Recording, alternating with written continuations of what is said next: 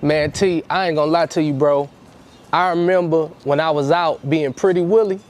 I'm talking about lay your body down. You hear me? I'm talking about, ooh, I'm talking about literally every week I was in somebody's club.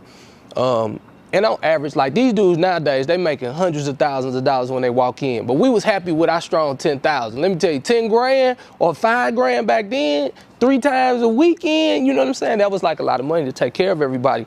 And so I decided after Lay Your Body Down had hit #1 in St. Louis, Milwaukee, Little Rock, and even Memphis, that I said it was time to take our talents to LA. I felt like I had hit a glass ceiling. So I went out to LA with my few $1,000s. I was staying in like a whole motel. You hear me? Like back then I used to smoke cigarettes. So if I go downstairs and I'm smoking, the women is out there working and like propositioning, but then they realized I wasn't really on that. So all of, like they smoke too. So I would be in the smoking section with all of these hookers, like real talk. But when I would talk to them, like I started speaking and they would all listen.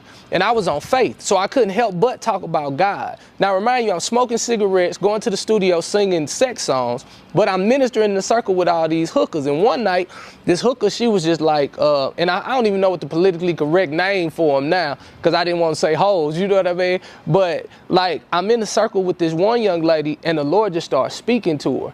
And 48 hours later, she was like, I'm going back home to Connecticut. Like after we talked that night, it woke something up in me and I'm gonna go live what I'm supposed to live. And so what I've been challenging people to do, like when it comes to kingdom, like if it's in you, it's in you, right? Like it doesn't matter what habit, what issue, what problem you may be going through, like just share him in the midst of what you doing. Like I'm no longer in that smoking section with hookers no more. Now I get a chance to be on podiums in front of people all around the world and virtually being able to touch millions of people. And so a lot of people want to start when they finish, but I ministered from my womb and it helped this young lady. Now I don't know who she became. I don't know what life she has right now. She might be married with children, but because I wasn't ashamed of my habit or my faith at the same time, I was still able to minister. And so what I'm challenging people to do is just bloom where you planted. He said this, acknowledge me in all your ways. And he was gonna make my crooked path straight. I believed him. And shoot, I was smoking with them hookers and one of them got saved.